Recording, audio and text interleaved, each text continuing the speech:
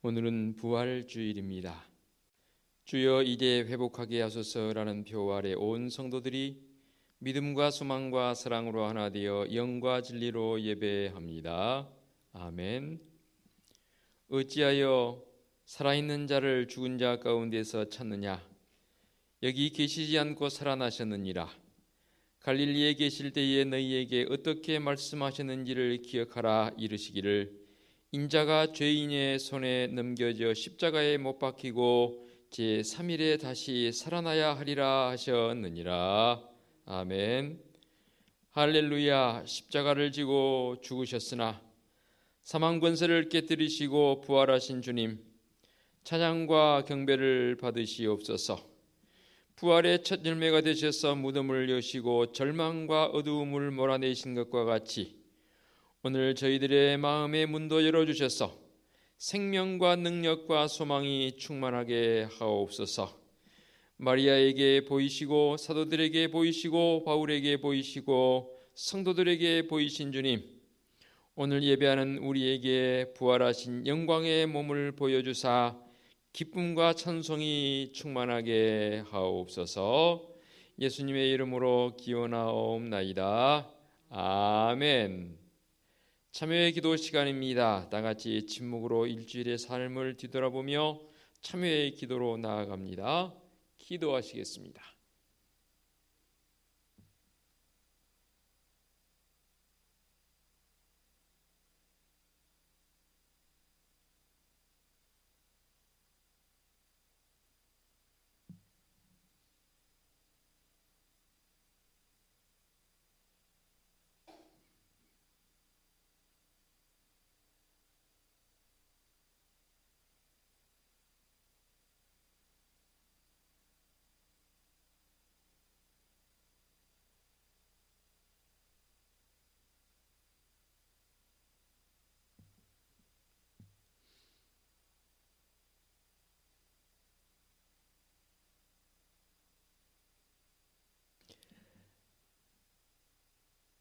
사함의 확신입니다.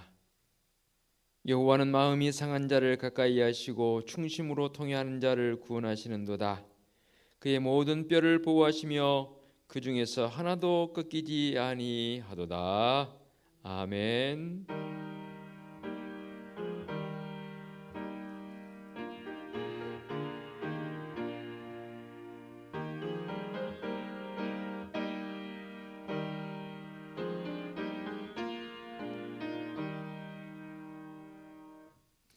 다 같이 자리에서 일어나셔서 찬송가 617장 1절을 부르며 경배와 찬양합니다.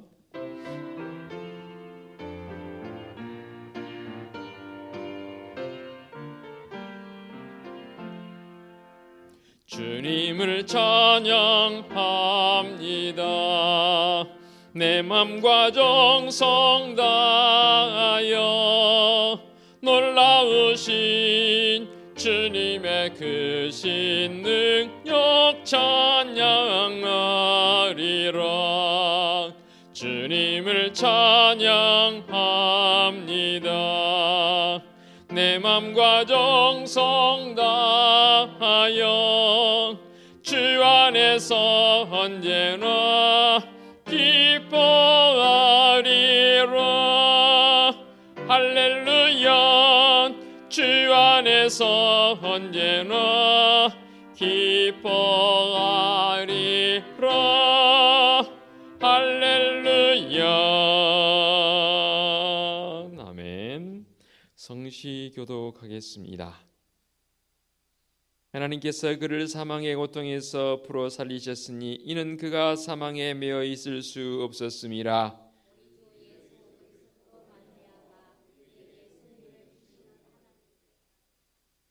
그러므로 내 사랑하는 형제들아, 견실하며 흔들리지 말고 항상 주의 일에 더욱 힘쓰는 자들이 되라.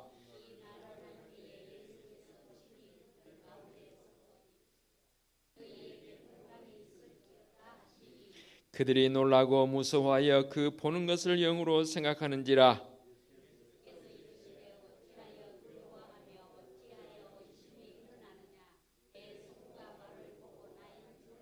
찍습니다. 예수께서 이르시되 나는 부활이요 생명이니 나를 믿는 자는 죽어도 살겠고 무릇 살아서 나를 믿는 자는 영원히 죽지 아니하리니 이것을 네가 믿느냐? 아멘. 사도신경으로 우리의 신앙을 고백하겠습니다. 나는 전능하신 아버지 하나님 천지의 창조주를 믿습니다. 나는 그의 유일하신 아들 우리 주 예수 그리스도를 믿습니다. 그는 성령으로 잉태되어 동정녀 마리아에게서 나시고 본디오 빌라도에게 고난을 받아 십자가에 못 박혀 죽으시고 장사된 지 사흘 만에 죽은 자 가운데서 다시 살아나셨으며 하늘에 오르시어 전능하신 아버지 하나님 우편에 앉아 계시다가 거기로부터 살아있는 자와 죽은 자를 심판하러 오십니다. 나는 성령을 믿으며 거룩한 공교회와 성도의 교제와 죄를 용서받는 것과 몸의 부활과 영생을 믿습니다. 아멘. 자리에 앉으시기 바랍니다. 찬송가 21장 찬양 드립니다.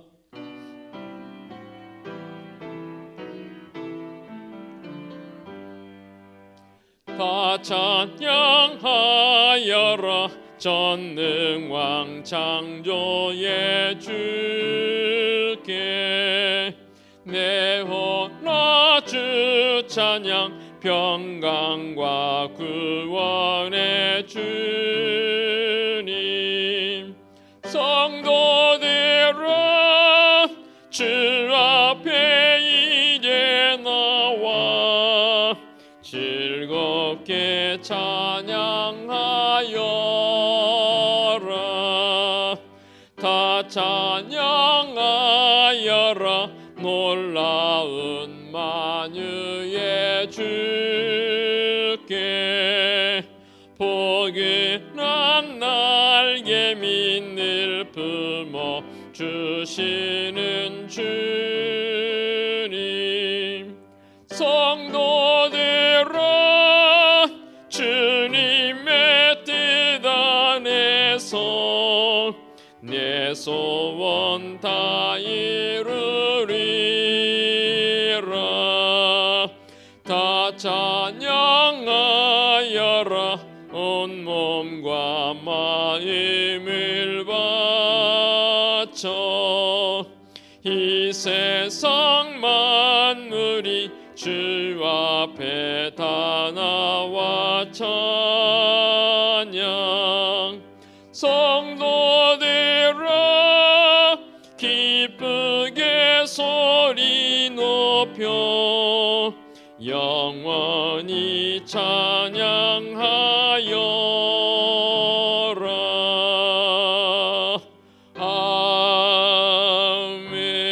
아멘. 이미정 권사님 기도 인도하시겠습니다.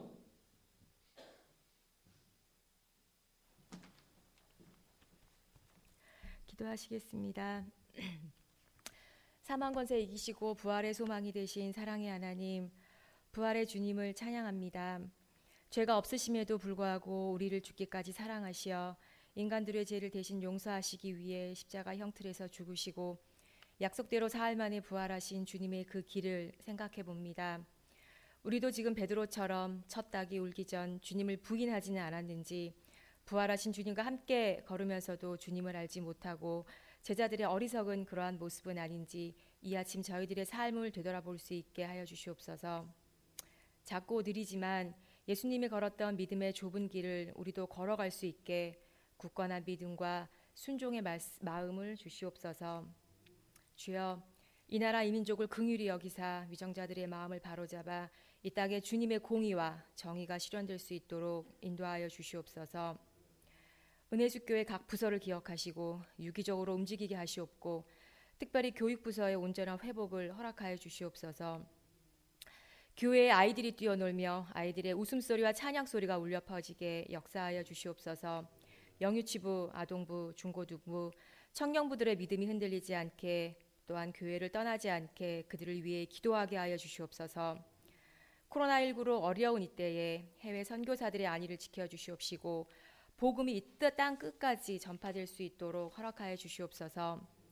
군복무하고 있는 청년들과 육신과 또 마음의 병으로 어찌할 바 몰라 헤매고 있는 성도님들에게 치유와 평안의 마음을 허락하여 주시옵소서. 말씀을 듣습니다. 말씀을 전하신 담임 목사님께 영육의 강건함과 전하실 말씀의 능력에 힘이 있어 우리들의 메마른 심령에 촉촉한 담비의 말씀이 되게 하여 주시옵소서. 주여, 어떠한 상황이 올지라도 주님을 사랑한다고 고백하고 또한 주님은 살아계신 하나님의 아들이라고 고백할 수 있는 저희들이 되길 원하옵니다. 이 모든 말씀 우리 주 예수 그리스도 이름으로 기도합나이다. 아멘.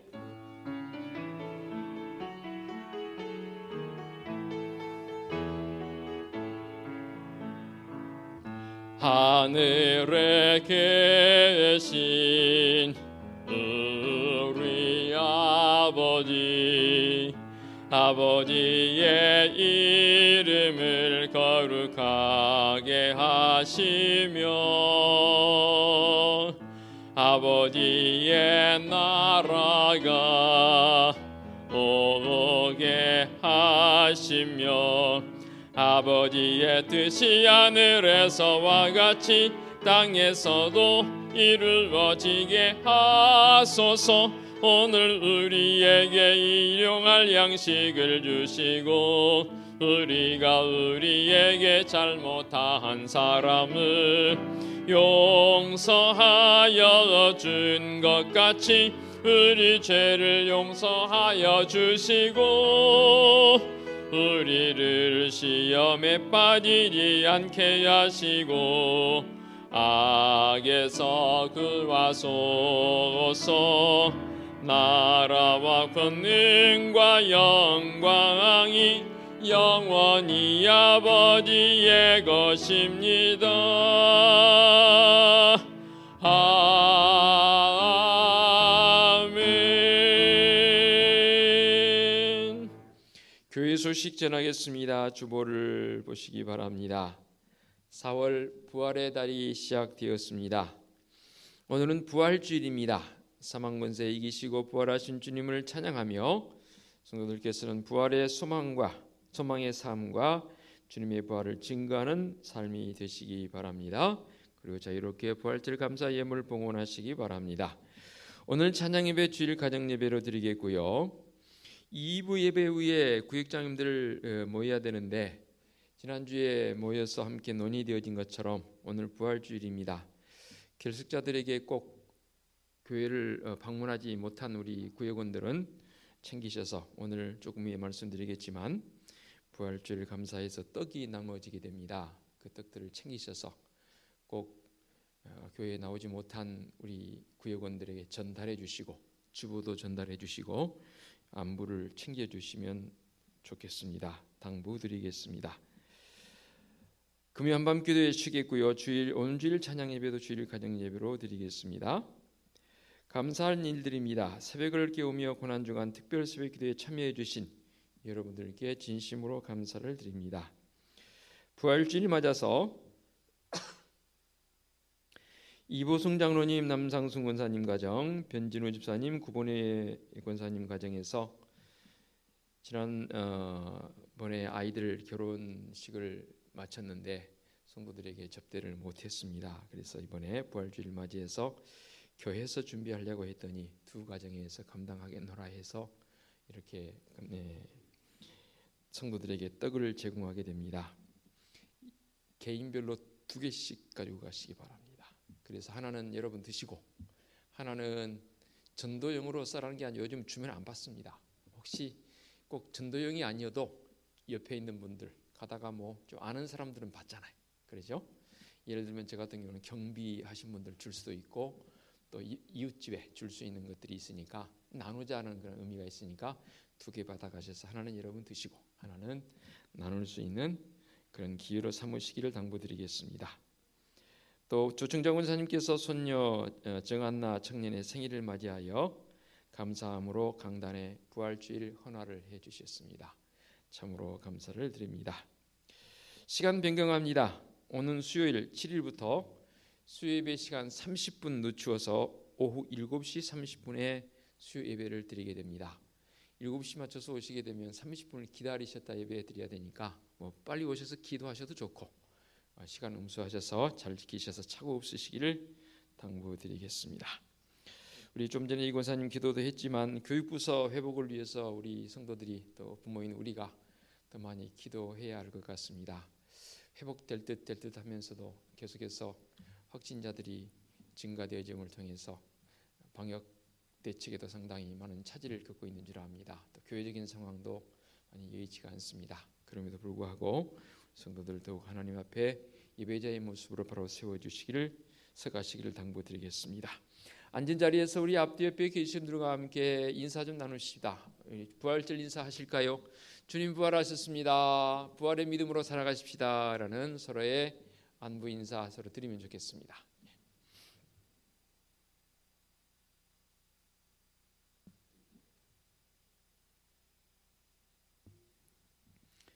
벌써 비가 내려서 오늘 교회 오면서 보니까 벚꽃이 흐드러지게 피었던 벚꽃이 이렇게 지는 모습을 보면서 참 시간들이 빨리 간다라는, 또 보기도 좋다라는 생각을 해봅니다.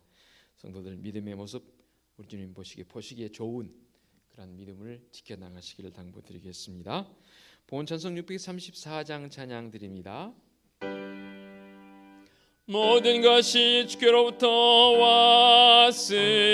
왔으니 이 예물을 주께 드리나이다.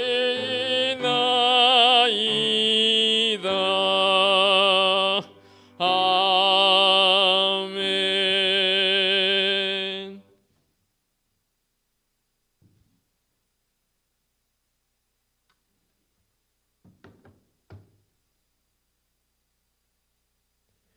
봉기도 드리겠습니다. 부활의 첫 열매를 우리에게 주셔서 부활의 소망을 가지고 살아갈 수 있도록 은혜 주시는 하나님 아버지, 우리 주님의 부활로 말미암아 성도들의 삶이 더욱 복되게 하옵소서. 그리고 이 세상에 나가서 주님의 부활을 증거하는 복된 삶을 살아가게 하여 주시옵소서. 오늘도 예배하는 성도들 빈손으로 나오지 않고 우리 하나님 앞에 귀한 11조 예물을 봉헌하옵고 감사 예물을 봉헌하며 선교 예물과 구제 예물을 봉헌하며 매주일 잊지 않고 건축 예물과 주일 예물을 봉헌합니다. 특별히 오늘은 주님의 부활을 기뻐하며 부활 주일 예물을 봉헌하게 하시니 감사합니다. 예물을 봉헌하는 성도들의 가정과 사업장과 직장에 우리 주님의 크신 은총 속에서 날마다 감사하며 많은 사람들의 부러움이 될 수 있는 흥왕의 역사 있어지도록 은총 베풀어 주시옵소서. 주님의 핏값으로 세워주신 우리 은혜숲교회가 올 한 해 동안 그 어느 때보다도 놀라운 회복의 모습으로 나갈 수 있도록 은혜를 더하여 주시옵소서. 이 회복의 은혜를 경험하기 위해서는 우리 하나님과의 간격이 좁아져야 하고 또 성도들과의 친밀한 교제가 끊이지 않아야 하고 우리 주님 예수 그리스도로 말미암아 성도들의 가정이 가정천국을 이루어가는 놀라운 역사 있어지도록 은총 베풀어 주시옵소서. 코로나19 바이러스를 통해서 우리의 삶의 반경들이 많이 좁아져 있고 위축되어 있기도 합니다. 이제 백신이 개발되어지고 백신 접종을 통해서 활력을 찾기에 조금씩 은혜 주시니 감사합니다. 더 빨리 속히 회복되어져서 우리의 일상이 회복되어짐을 통해서 하나님 앞에 더 큰 감동으로 나아가게 하여 주시옵소서. 지난 한 주간 동안 새벽을 깨우며 고난주간 특별 새벽 기도에 참여해 주신 우리 믿음의 성도들, 계속해서 부활의 소망으로 기쁨과 감사가 넘치는 삶을 살아가게 하여 주옵소서. 부활주일을 맞이하여 자녀들의 결혼식을 마치고 감사하여 성도들을 접대하는 이보성 장로님 가정과 변준우 집사님 가정에 부활의 주님으로 인한 성령 충만한 가정들이 되게 하여 주옵소서. 주님의 거룩한 전을 청소하는 손길들, 특별히 강단을 깨끗하게 청소하는 손길과 특별히 오늘은 부활주일을 맞이해서 강단에 헌화해 주신 조천재 원사님과 이렇게 아름답게 꽃꽂이로 섬겨주신 김혜경 원사님, 모두가 다 주님의 은혜와 사랑이 충만한 믿음의 손길들, 복된 손길들 되게 하여 주시옵소서. 주님 앞에 나와 예배하고 싶지만 육신이 약해서 질고를 통해서 고통 중에 있는 사랑하는 성도들 주님 긍휼히 여겨 주시옵소서. 불쌍히 여겨 주시옵소서. 치유의 손길로 어루만져 주시옵소서. 회복되어 주님 앞에 나와 얼싸안고 기뻐 뛰며 예배할 수 있는 믿음의 환우들 되게 하여 주시옵소서. 또한 옆에서 간병하는 가족들 지치지 아니하도록 새 힘을 7배나 더하여 주시옵소서. 거룩하신 하나님 아버지, 우리 은혜숲교회는 하나님이 우리의 유일한 꿈이며 말씀에 감동이 있는 교회의 모습을 가지고 올 한 해 동안 회복 온청을 경험하는 성도들이여 우리 교회여 이 민족 되게 하여 주시옵소서. 우리 주님 예수 그리스도의 이름으로 기도하옵나이다. 아멘. 하나님께서 이 시간 우리에게 주신 말씀은 고린도전서 15장 12절부터 19절까지 말씀 봉독해 올리겠습니다. 신약성경 282쪽에 있는 고린도전서 15장 12절부터 19절까지 말씀 봉독해 올리겠습니다. 그리스도께서 죽은 자 가운데서 다시 살아나셨다 전파되었거늘 너희 중에서 어떤 사람들은 어찌하여 죽은 자 가운데서 부활이 없다 하느냐. 만일 죽은 자의 부활이 없으면 그리스도도 다시 살아나지 못하셨으리라. 그리스도께서 만일 다시 살아나지 못하셨으면 우리가 전파하는 것도 헛것이요 또 너희 믿음도 헛것이며 또 우리가 하나님의 거짓 증인으로 발견되리니 우리가 하나님이 그리스도를 다시 살리셨다고 증언하였음이라. 만일 죽은 자가 다시 살아난 일이 없으면 하나님이 그리스도를 다시 살리지 아니하셨으리라. 만일 죽은 자가 다시 살아난 일이 없으면 그리스도도 다시 살아나신 일이 없었을 터이요 그리스도께서 다시 살아나신 일이 없으면 너희의 믿음도 헛되고 너희가 여전히 죄 가운데 있을 것이요 또한 그리스도 안에서 잠자는 자도 망하였으리니 만일 그리스도 안에서 우리가 바라는 것이 다만 이 세상의 삶뿐이면 모든 사람 가운데 우리가 더욱 불쌍한 자이리라. 아멘. 기도하겠습니다. 말씀의 자리로 우리를 불러주시니 감사합니다. 성령 하나님 친히 이 시간도 임재하사 강한 바람처럼 세미한 음성으로 말씀하실 때에 부활의 주님을 마음속에 품고 더욱 믿음의 능력자의 모습으로 나아갈 수 있는 성도들 되게 하여 주옵소서. 예수 그리스도의 이름으로 기도하옵나이다. 아멘. 오늘은 부활주일입니다. 새벽에 주님의 부활을 기뻐하며 촛불을 밝혀서 믿음의 성도들이 함께 기쁨의 모습으로 나아갔고 이 시간은 부활하신 주님께서 늘 우리와 동행해 주시기에 동행하시는 주님과 함께 더 힘차게 나아가는 우리 은혜숲교회여 온 성도들 되어주시기를 바랍니다. 그래서 오늘 말씀의 제목이 부활하셔서 동행하시는 주님이라는 제목으로 은혜의 자리로 나아갑니다. 이 세상의 역사를 보게 되면 굉장히 찬란한 문화를 이루었던 나라들도 있고요. 또 그러한 찬란한 문화나 아주 거대한 땅을 지배했던 왕 내지는 통치자들의 모습이 역사 속에서 태어났다가 또 살다가 사라지는, 심지어는 나라도 사라지는 그런 모습들을 우리는 역사적 관점에서 우리가 또 익히 배웠고 알고 있고 앞으로도 그런 모습들이 생겨날 것입니다. 얼마 전에 제가 신문을 보다가 이런 기사를 봤습니다. 세계 유명한 어느 미래학자와 모 신문사에서 이렇게 인터뷰를 해놓은 것을 신문 전면을 실었더라고요. 상당히 많은 양을 실었는데 그 가운데 요점이 뭐냐면 그 미래학자를 향해서 가장 현재 이 지구상에서 영향력을 끼친 나라가 미국이지 않습니까? 미국의 흥망성쇠를 여기서 어느 분이 질문을 하니까, 기자가 질문을 하니까 그 미래학자가 그런 답을 했더라고요. 현재적 상황으로 봤을 때에 미국의 이 강한 힘, 그것은 상당히 오랜 동안 지속될 것이다. 물론 미국을 싫어한 나라들, 대표적으로 중국이나 러시아 등등 그러한 힘을 견주는 나라들은 또 미국을 향해서 돌을 던지는 사람들은 빨리 미국이 망하거나 어떠한 분열이 되거나 하기를 바라겠지만 미국은 상당한 시간 동안 오래 갈 것입니다라는, 물론 그 사람이 미국 사람이기 때문에 그렇게 말할 수도 있고요. 한국에 대한 부분도 미래의 학자가 설명을 했더라고요. 남북한의 이 대치되어 있는 상황, 어느 분은 10년 안에 큰 변화가 있을 것이라는데 그분은 그렇게 설명을 하더라고요. 당분간 상당히 남북한의 문제는 대치되어진 상황으로 계속 갈 것이다. 그러나 북한의 물꼬는 트일 수 있다.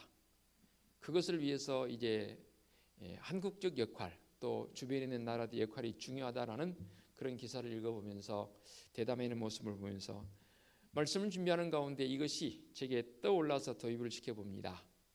이 세상의 나라는 아무리 강한 힘을 가졌을지라도 있어졌다가 없어지기도 합니다. 그러나 하나님의 나라는 지금까지 계속해서 늘 우리의 삶 속에 늘 개입하시며 우리가 하나님 나라의 백성으로의 모습으로서의 어떠한 하나님의 나라가 계속 확장되어지가는 그런 모습을 보기도 하고요. 하나님의 나라를 우리에게 주신 우리 주님의 그 통치권 속에서 우리를 너는 내 것이라 삼으신 하나님의 백성된 자녀된 모습으로 살아간다는 것. 위대한 통치자라고 말을 하지만 그들은 죽음을 통해서 곧 끝나버리지만 우리 주님의 이 십자가의 죽음은 세상의 통치자와는 다른 하나님의 나라를 우리에게 주시기 위해서 이 땅에 오신 예수 그리스도, 모든 십자가의 고난과 사망이 결국 예수님에게도 주어졌지만 그것으로 끝나버릴 것처럼 사람들은 생각했지만 부활하신 우리 주님 예수 그리스도 그분으로 말미암아 새벽에도 말씀을 드렸습니다. 우리는 변곡점을 만났고 그 변곡점 속에서 변화되어지는 삶을 살아가는 성도적 삶을 산다는 것 굉장히 귀한 일입니다. 오늘 부활주일을 맞이해서 우리가 꼭 기억해야 할 것은 우리 주님께서 겪으셨던 그 과정을 거쳐서 우리도 부활하고 영생을 얻게 되는 영원한 하나님 나라의 백성으로 살아간다는 것.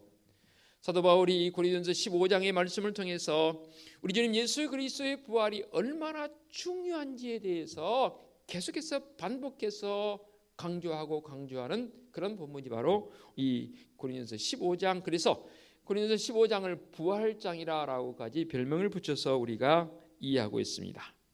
물론 우리가 이 땅에 살아있는 동안에 우리 주님 재림하시면 우리는 죽음을 경험하지 않고 하늘로 들리워질 것입니다. 그러나 예수님의 재림이 더디되어질 때에 우리도 우리의 목숨이 언젠가는 끝나겠지요. 그러나 이 죽음은 우리의 인생의 끝점이 아니라는 거죠. 사람들은 조롱했고 놀렸습니다. 예수님이 십자가에 못 박히셔 운명하실 때에 다 이뤘다고 운명하실 때에 사람들은 그것으로 끝난 줄 알았지요. 제자들도 그렇지 않습니까? 우리가 예수님을 믿기만 하면 무덤 속에 들어간다 할지라도 우리 주님께서 무덤을 여시고 부활하셨던 것처럼 우리도 놀랍고 찬란한 부활의 기쁨을 맞이하게 될 줄로 믿습니다. 그리고 우리 주님께서 다시 오시는 그날 우리 주님 안에서 죽은 자들이 우리 주님의 형상을 닮은 영광의 모습으로 변화될 것이고 영원히 주님과 함께 하나님의 나라에 거하게 되는 은혜를 우리가 받게 될 것입니다. 그렇습니다. 이 부활주를 맞이해서 말씀을 통해서 우리에게 주신 부활의 확증에 대해서 먼저 살펴보고 그러면 오늘을 사는 믿음의 성도들이 그 확증되어진 부활을 통해서 어떻게 부활하신 주님을 만나서 우리 주님과 동행하는 삶을 살 것인가에 대한 부분으로 크게 두 가지로 나눠서 말씀의 자리로 나갑니다. 부활의 확증을 한번 봐보십시다. 우리 주님께서 십자가 위에서 못 박히셔서 다 이루었다. 아버지 내 영혼을 아버지 손에 의탁하나이다 부탁하나이다 하고 운명하셨습니다. 3일이 지나는 동안에 제자들은 오늘 새벽에도 말씀 나눴지 않습니까? 문 다 걸어잠고 두려워서 때로는 슬픔으로 그들의 고독 속에서 이 3일을 지냈습니다. 그래서 제자들이 그랬을까요? 하나님의 나라에 대한 도래를 하나님의 나라를 이 땅에 주러 오신 예수 그리스도의 그 하나님의 나라를 제자들은 깡그리 잊어버렸습니다. 주님의 약속 또한 잊어버렸습니다. 갈릴리에서 보자라고 했음에도 불구하고 제자들은 갈릴리로 가지 않았습니다. 문 걸어잠고 두려움 속에 있었습니다. 그러나 3일 만에 우리 주님께서 다시 살아나셔서 무덤에서 나오셔서 제자들을 찾아와 주셨습니다. 제자들은 이 부활의 주님을 처음에는 알아보지 못했지만 알아보고는 곧장 우리 주님과 함께 동고동락하는 놀라운 은총의 자리로 나가는 것을 보게 됩니다. 그렇습니다. 우리 주님은 사망을 이기시는 권세를 가지신 분이십니다. 예수님께서 세상에 살아계실 때에 성경에 기록되어 있는 기록만으로 봤을 때에 그 이상이겠지만 세 사람을 살리시는 사건이 기록되어 있는 것을 보게 됩니다. 누가복음 7장에 보게 되면 나인성 과부의 아들을 주님께서 살려주시는 그런 사건이 있고요. 회당장 야이로의 딸을 살려주신 마가복음 5장에 기록된, 그래서 달리다굼이라는 우리가 찬양도 했지 않습니까?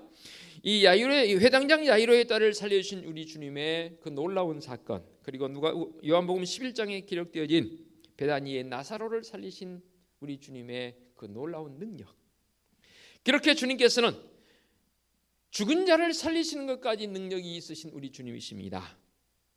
그래서 주님이 이렇게 말씀하시죠. 나는 생명을 버릴 권세도 있고 다시 얻을 권세도 있다라고 말씀하시지 않습니까? 그 말씀대로 우리 주님께서는 권능을 행하십니다. 십자가에서 못 박혔을 때에 사람들이 조롱하며 그 십자가에 내려와봐라 내려와봐라 했을 때 그 내려옴에 대한 부분을 권능을 행하신 것이 아니고 사망 권세를 깨뜨리시고 이기신 우리 주님의 그 권능을 우리가 잊지 말아야 된다, 그 말입니다. 부활하신 후에 우리 주님께서 여러 사람들에게 나타나 보여주셨습니다. 부활하신 주님을 만났던 사람들의 삶의 변화를 보게 되면 놀랍습니다. 주님의 부활을 보지 못했다면 어떻게 되었을까요? 베드로가 베드로였을까요? 주님의 제자들이 어떻게 되었을까요? 만일에 부활하신 예수님을 만나지 못했다면 그들의 삶은 말 그대로 더 비참했을 것입니다. 그런데 그들은 부활하신 주님을 만난 다음부터는 담대하게 예수 그리스도를 증거하다가 순교의 자리에까지 나갈 수 있었던 주님의 제자들의 모습을 보게 됩니다. 제자들이 복음을 전하다 순교할 수 있었던 이유가 무엇입니까? 바로 부활하신 주님을 만났기 때문입니다. 부활하신 주님을 만났기에 죽음도 두렵지 않은 것이지요. 그러면 부활하신 주님의 제자들만, 주님을 만난 제자들만 과연 두렵지 않은 것인가? 오늘을 살아가는 성도들의 삶 속에서도 이 부분은 적용되어져야 합니다. 부활이 있기에 죽음이 두렵지 않습니다. 이게 바로 믿음의 성도들의 바른 신앙 고백이라고 말입니다. 성경을 보니까 신약 성경 전체가 260여 장 정도 됩니다. 이 장수 말고 성경 한 장 한 장 할 때 마태복음 같은 경우는 28장으로 구성되어 있지 않습니까? 그처럼 이 신약 성경 전체 260장 가운데에서 부활이란 말이 100번 이상이 언급되어집니다. 왜 이렇게 부활을 강조해서 계속해서 반복해서 언급했을까요? 그 이유는 바로 부활하신 주님이 우리의 주님이시라는 사실을 강조하기 위해서입니다. 만일에 복음에서 부활을 빼버린다면 그 능력이 나타날 수가 없습니다. 반대로 복음에는 부활의 능력이 있습니다. 그래서 복음이 증거되어질 때 무심령들이 살아나고 무심령들이 주님께로 나오는 회복의 은총이 일어나는 것은 바로 이 부활 신앙이 있기 때문입니다. 그렇다면 말씀을 통해서 또 친히 나타나 보이신 그 부활의 주님을 만났던 제자들의 삶을 통해서도이고 오늘을 사는 우리 성도들에게 있어서 그러면 살아계신 우리 주님을, 부활하신 주님을 만나고 동행할 수 있는 방법을 우리가 배워야 되는 것 아니겠습니까? 몇 가지를 한번 나눠봅니다. 가장 먼저 놀라운 사실은 살아계셔서 동행해 주신 주님을 만날 수 있는 방법은 고난 가운데 있을 때도 쉽게 만나진다는 사실입니다. 상당히 역설적이지요. 예수님을 구주로 고백하면서 살아가는 성도들의 삶이 언제나 장미꽃처럼 아름다운 것만은 아니더라고요. 그래서 제가 여러분들에게 물었지 않습니까? 지금까지 인생 살아오면서 즐거운 날이 더 많았습니까? 아니면 그렇지 않은 날이 더 많았습니까? 라고 질문하니까 대부분 성도들은 즐거운 날보다는 그렇지 않은 날이 더 많았다라고 고백하는 것을 제가 듣고 또 경험해 보게 됩니다. 그러나 이제부터는 이 생각이 바뀌어야 합니다. 우리 성도들은 작게 혹은 크게 여러 고난을 당하게 됩니다. 그러나 사망의 음침한 골짜기로 다닐지라도 홀로 있지 않고 거기에도 우리 주님께서 함께 해주신다는 사실 분명히 이 믿음을 가지고 있는 그들이 바로 성도입니다. 불신자들과 다른 게 바로 이 점 아니겠습니까? 그래서 주님 말씀하시죠. 너희가 세상에서 환난을 당하나 담대하라. 내가 세상을 이기었노라 하시니라. 너희가 세상에서 환난을 당하나 담대하라. 내가 세상을 이기었노라 하시니라는 이 말씀이 우리의 이 부활주일 이 아침에 우리의 심령밭에 놀라운 씨앗으로 이 옥토에 떨어지는 역사가 있는 줄로 믿습니다. 수많은 전도자들과 목회자들 내지는 우리 성도들의 공통된 고백이 뭔지 아십니까? 우리가 하나님을 섬기고 하나님의 뜻을 행하기에 힘쓴다면 하나님께서 늘 나와 우리와 동행하신다는 사실을, 그 고백이 성도들이요 전도자들에게 되어지는 고백 아니겠습니까? 심지어는 우리가 위험한 지경에 처했을 때 주님께서는 그 위험한 지경에도 함께 하신다는 사실을 잊지 말아야 됩니다. 저는 늘 이쯤 되어지면 제게 오는 여러 가지 이 문자 내지는 그 그림들을 보게 됩니다. 어제도 어느 분이 제게 그것을 보내왔어요. 상당히 오래된 그림이지 않습니까? 힘들고 어려울 때에 주님과의 동행하는 그 발자국을 보면서, 왜 주님 힘들고 어려울 때는 발자국이 2개밖에 없습니까? 아마 수십 번 여러분들에게 제가 예를 들었습니다. 그저 평안할 때는 주님 손잡고 갈 때 발자국이 4개여서 내 발자국, 주님 발자국 2개에서 4개인데, 주님 제가 힘들 때는 왜 발자국이 2개뿐이 없습니까? 주님 힘들 때 저를 외면하셨습니까? 주님께 하소연할 때 주님 뭐라고 말씀하셨습니까? 아들아, 딸아, 너가 힘들 때 내가 너를 업고 갔느니라. 저는 이거 매번 어찌 보면 식상할 듯한 그런 이 그림인데도 볼 때마다 눈물이 나요. 주님 그렇군요. 제가 힘들 때 주님 나를 모른다 해서 나 혼자 걸어간 게 아니고 주님께서 나를 업고 가셨기에 발자국이 2개뿐이군요 라는 이 그림의 고백을 보면서 주님 그렇군요. 그렇습니다. 내 인생의 여정 속에서 힘듦의 모습이 내게 주어졌다고 생각하십니까? 그러면 그렇게 생각했으면 좋겠습니다. 이때가 더 주님과 동행하는, 주님 더 나를 만나주시는 그런 순간이구나라는 사실을 절대로 잊으시면 안 됩니다. 이게 바로 성도적 삶을 사는 모습 아니겠습니까?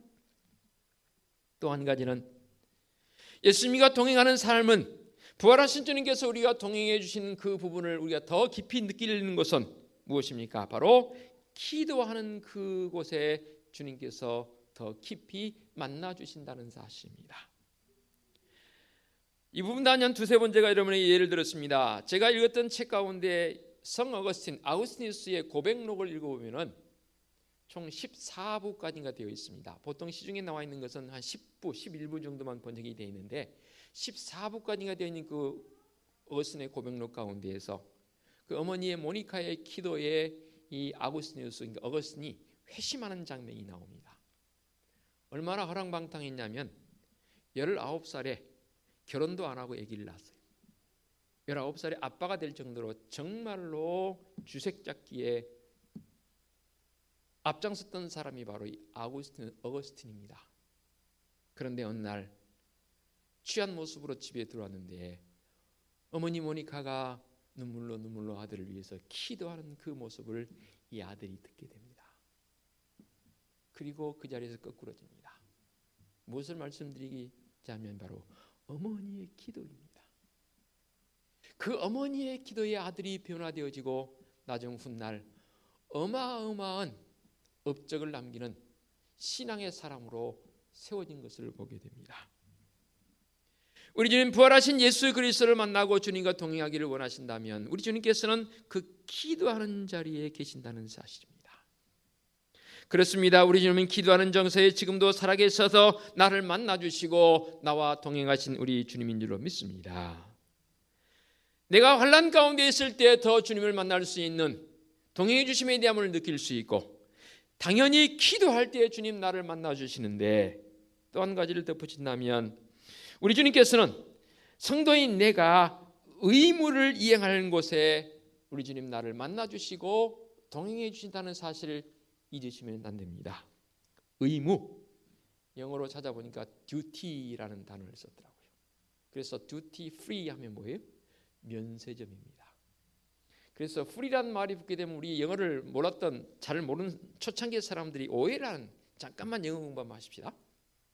만일에 sugar free 하면 또 smoking free, 우리 특히 한국 사람들이 유학 가가지고 공부하러 가서 외국 나가서 제일 많이 실수한 게 뭐냐면 그거예요. smoking free, 담배 마음대로 피워도 되는 지역인가 보다라고 그곳에 담배를 피워버려요. free라는 말은 자유라는 말로도 해석되어지지만 smoking free, 금연 지역입니다. sugar free 하니까 설탕이 마음대로 많이 들었나 보다가 아니고 무설탕을 sugar free라고 말합니다. 자, 다시 돌아와서 duty free는 면세점이지만 duty는 의무입니다. 성도들에게 의무는 너무나 중요합니다.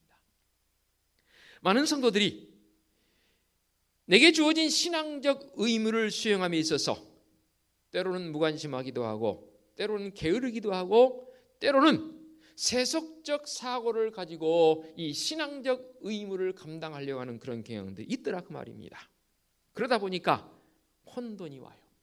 심지어는 믿음이 약해지기도 해요. 그뿐 아니라 진정한 성도적 신앙적 기쁨을 맛보지 못하고 사는 성도들이 부득이 있습니다. 그 이유는 무엇일까요? 우리 주님께서는 의무를 수행하는 자와 동행하신다는 사실입니다. 자, 이렇게 표현해 봅니다. 주님께서는 모든 사람을 다 사랑하십니다. 아멘 좀 이렇게 장단을 맞춰 주셔야 제가 신이 날 것 같아요. 우리 주님께서는 모두를 다 사랑하십니다. 그러나 모두와 동행해 주시지는 않습니다. 무슨 말씀인지 아시겠죠? 많은 성도들이 주님 앞에 나와 예배하는 이 일들에 대해서 시간을 정하기도 하고 장소를 정해서 하나님 앞에 우리 주님 만나기로 하고 약속을 하고 주님 앞에 나와야 하는데 이 부분이 게으릅니다. 때로는 바쁘다는 핑계로 소홀히 하게 됩니다. 더더욱이 인류 역사상 이 신앙적 모습이 교회가 출발된 이 2000년 역사상 초유의 사태로 코로나19라는 이 바이러스를 통해서 예배적 모습이 완전히 바뀌어버렸습니다. 이것에 대해서 많은 목회자들도 신학자들들은 그렇게 말들을 하더라고요. 꼭 이렇게 모여서만 예배 드리는 게 예배 드린 거냐? 글쎄요, 비대면 예배도 예배는 예배이지요. 영상으로 드린 것도 예배는 예배이지요. 그래서 지난번 말씀드렸죠. 어느 분이 조사를 해봤어요. 집에서 대면 예배처럼 정말로 정장을 하고 아름답게 몸 매무새를 가꾸고 해서 딱 정자해서 하나님 앞에 이 영상을 보면서 예배 드리느냐? 놀라운 답이 결과가 주어졌어요. 55%에서 60%는 집에서 비대면 예배를 드릴 때 한 번 이상 움직여 버린다는 거예요. 그러니까 영상을 틀어놓고 예를 들면 잠시 화장실 다녀온다든지 가스불에 물을 올려놨는데 가서 끄고 오고, 비대면 예배의 모습을 통해서 그렇게 되니 대면 예배 속에서는 사실은 지금 예배들 예를 들어서 까똑만 울려도 우리의 마음이 흐트러져 버립니다. 그래서 핸드폰 진동으로 하자는 거예요. 심지어는 누가 이상한 소리만 내도 우리의 예배의 모습이 흐트러져 버립니다. 그런데 비대면 예배를 통해서 그렇게 우리 하나님 앞에 정숙해서 정돈해서 예배 드려지느냐? 안타깝게도 절반 이상이 그렇게 안 된다는 거예요. 예물을 봉헌함도 어느 분이 또 조사를 해놨더라고요. 진짜 비대면 예배 속에서 대면 예배처럼 정성스럽게 하나님께 예물을 봉헌하느냐? 물었더니 이도 아니다라는 대답이 더 많습니다. 아무리 매스미디어가 발달하고 심지어는 앞으로는 더 큰 직접적인 어떠한 진짜 현장에서 예배 드리는 것처럼 이제 VR입니까? 그게 개발되어져서 여러 가지 가상현실이 만들어진다 할지라도 어느 분도 그렇게까지 이 예를 들더라고요. 이제는 설교를 목회자들이 하는 게 아니고 AI가 설교하는 시대가 온다는 거예요. 지금 회사의 면접을 사람이 안 하고 AI가 면접을 하는 회사들도 있습니다. 그래서 어느 분이 제게 그런 질문을 하시더라고요. 목사님, AI가 집도하는 성찬식 참여할 수 있겠습니까? 그럼 어때요? 여기서 AI, 기계가 집도하는 성찬식에 참여할 수 있겠습니까? 저는 생각할 것도 없이 NO 했습니다. 왜냐하면 기계에는 영이었군요. 물론 논리적으로 그럴싸하게 아름다운 문구들을 만들어서 집도해 나갈 수는 있겠죠. 멘트는 있겠지요. 뭘 말씀드리고자 하냐면 하나님 앞에 예배하는 예배적 성도의 모습으로 산다는 거, 이건 우리에게 주어진 의무입니다. 아무리 환경이 그럴싸하게 바뀐다 할지라도 그 예배를 지키기 위해서 수많은 사람들이 목숨을 내놓기도 했습니다. 그런데 어쩌면 이렇게 우리들 스스로가 이렇게 예배에 대해서 이렇게 많이 양보해 버렸을까요? 다음에 어떻게 수습하려고요? 참으로 마음속에 저는 두려움이 있습니다. 주님, 어떻게 할까요? 하나님 앞에 예배함이 우리의 의무인데, 그 예배 속에서 우리 하나님 동행해 주신다고 했는데, 그 예배를 제사를 받으신 하나님이신데 우리의 게으름으로, 우리의 안일함으로, 바쁘다는 핑계로, 이런저런 핑계를 통해서 하나님 앞에 바로 예배하지 못함이 안타까운 모습이지요. 그래요, 때로는 설교자가 설교 못할 수도 있어요. 또 찬양하는 사람들이 은혜가 안 될 수도 있어요. 그러나 하나님 앞에 내가 예배하는 예배의 상황들, 그 어떤 것도, 그 어느 누구도 결코 방해할 수 없다는 사실입니다. 예배만 듀티입니까? 예배만 의무입니까? 예배 속에 주어진 하나님 앞에 예물을 봉헌하면 어떻고요? 예물 봉헌하면 어떻고요? 정말로 우리가 마음을 다해 주님께 예물 봉헌하고 있나요? 많고 적음이 중요한 게 아니고 내 마음을 모아서 하나님께 어떤 마음으로 예물을 봉헌하고 있나요? 더 무거운 책임 보여볼까요? 전도는 어떻고요? 우리에게 주어진 중요한 의무들, 성도로서 해야 할 의무들, 그 의무를 행할 때에 더욱 하나님 함께 하신다는 사실입니다. 한 가지 더요. 십자가를 질 때에 우리 주님 나와 더 동행해 주십니다. 여러분들에게 십자가는 무엇인가요? 누구든지 나를 따라오려거든 자기를 부인하고 자기 십자가를 지고 나를 쫓을 것이니라 라고 말씀하신 주님의 선언함이 있습니다. 그러면 여러분 생각하시기에 내게 주어진 십자가는 무엇입니까? 때로는 이 십자가의 모습을 곡해하는 경우가 있습니다. 건강이 여의치 못했을 때에 그것이 내게 십자가처럼 다가오지요. 바울도 그의 일생에 있어서 정말로 가시 같은 것이 있어서 그것을 제거해달라고 주님께 기도했던 모습도 있죠. 그것이 과연 내게 십자가인 것인가? 또 우스꽝스럽게 여러분은 그러더라고요. 바가지를 긁는 아내가 십자가이고 말썽을 속썩이는 남편이 십자가라고들 말합니다. 십자가 될 수 있겠지요. 그러나 진정한 의미에서 그것은 십자가가 아닙니다. 오직 우리 주님을 위해서 고난받는 것, 그것이 십자가 아니겠습니까? 고통스럽지만 십자가를 질 때에 우리의 영혼이 성장하고 은총과 은혜를 받게 되더라 그 말입니다. 좀 유치한 예화이지만 한번 들어보겠습니다. 두 여인이 있습니다. A란 여인은 경제적으로 상당히 여유가 있습니다. 남편도 사업 잘 되고요. 그렇지만 그 여유를 가지고 사느라 신앙적 모습이 그렇게 뚜렷해 보이지 않습니다. B라는 여인은 두 자녀를 남겨놓고 남편이 먼저 갔습니다. 정말로 두 아이를 키우는데 힘듭니다. 그렇지만 이 여인의 마음속에는 부활하신 주님의 그 신앙적 고백이 늘 마음속에 있습니다.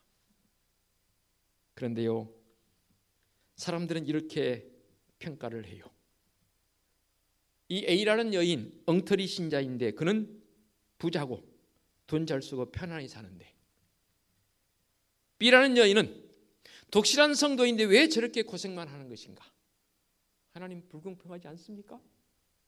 라고 사람들은 이 두 여인의 비교된 모습을 통해서 이러쿵저러쿵 말들 합니다.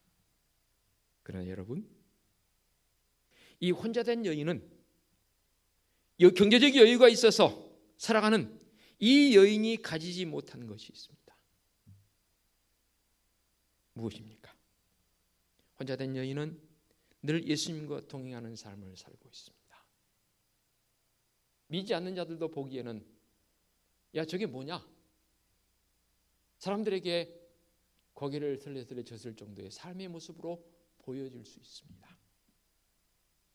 그러나요, 경제적 여유가 있어서 살아가는 이 A라는 여인이 느끼지 못하는, 그 여인이 얻지 못하는 참 평안과 만족이 있더라 그 말입니다. 이게 과연 무엇을 통해서 이렇게 주어지는 것입니까? 우리 주님께서 지셨던 십자가를 내 것으로 여겨질 때에 거기에 우리 주님께서 만나 주시고 거기에 우리 주님께서 함께 동행하신 줄로 믿습니다. 그렇다고 다 가난해라 그 소리는 아닙니다. 진짜 우리의 마음에 우리 주님, 부활하신 주님을 내가 받아들였느냐? 다윗이 고백했던 것처럼 사망의 음침한 골짜기로 다닐지라도 해를 두려워하지 않을 것은 주께서 나와 함께 하십니다. 마지막 이 말씀 드리고 말씀 마무리합니다. 어느 못돼 먹은 악명 높은 그야말로 나쁜 어떤 아버지가 있었습니다. 그런데 감사하게도 이 아버지, 나쁜 참 험상궂은 이 아버지에게 예쁜 딸이 있는데 믿음이 좋습니다. 그런데 안타깝게도 병들어 그만 죽었습니다. 그 장례식에 교학교를 잘 다니는 아이였기에 목사님이 가서 장례를 집례합니다. 그리고 마지막에 이런 멘트를 넣습니다. 아버지, 목사님이 그 아이 아버지에게 말하는 거예요. 목사님, 제가 또 아버지도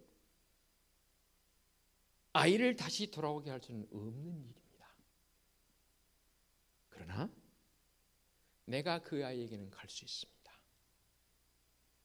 하건컨대 이 아이는 부활하신 예수 그리스도를 믿고 고백하던 아이입니다.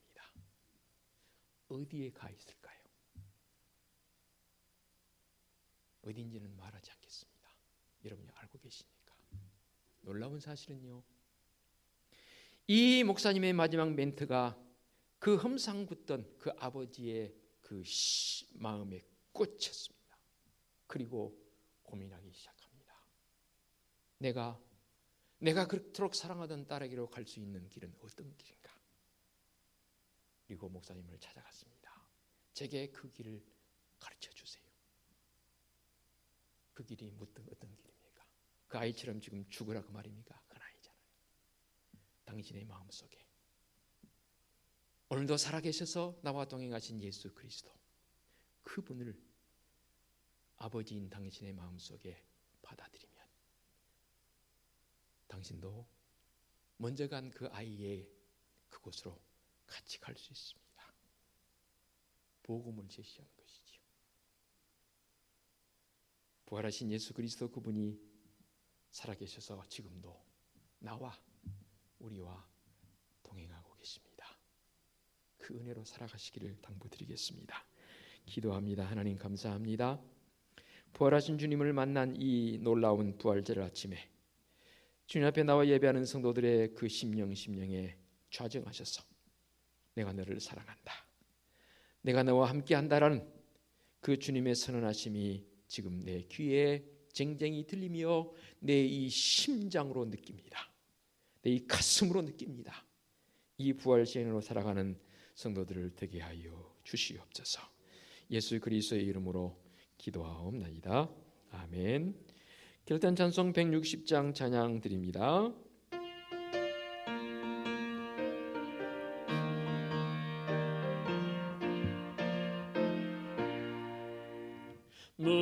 무덤에 머물러 예수 내 구주 새벽 기다렸네. 예수 내 주. 원수를 다 이기고 무덤에서 살아나셨네. 어둠을 이기시고 나와서 성도 함께 길이 다스리시네. 사셨네 사셨네 예수 다시 사셨네. 헛되이 지키네 예수 내 구주. 헛되이 봉하네 예수 내 주. 원수를 다 이기고 무덤에서 살아나셨네. 어둠을 이기시고 나와서 성도 함께 길이 다스리시네. 사셨네 사셨네 예수 다시 사셨네. 거기 못 가두네 예수 내 구주. 우리를 살리네 예수 내 주. 원수를 다 이기고 무덤에서 살아나셨네. 어둠을 이기시고 나와서 성도 함께 길이 다스리시네. 사셨네 사셨네 예수 다시 사셨네. 아멘. 오늘의 위탁의 말씀입니다. 그리스도께서 다시 살아나신 일이 없으면 너희의 믿음도 헛되고 너희가 여전히 죄 가운데 있을 것이요. 아멘. 우리 주님 예수 그리스도의 은혜와 하나님 아버지의 지극하신 사랑하심과 성령님의 인도하시며 교통하심이 부활하셔서 늘 우리와 동행해 주시는 그 주님으로 인해서 힘찬 발걸음으로 살아가기를 원하는 사랑하는 성도들 머리머리 위에와 성도들의 가정과 사업장과 직장 위에와 우리 교회 위에와 이 민족 위에 이제와 영원토록 함께 하시기를 축원하옵나이다. 아멘.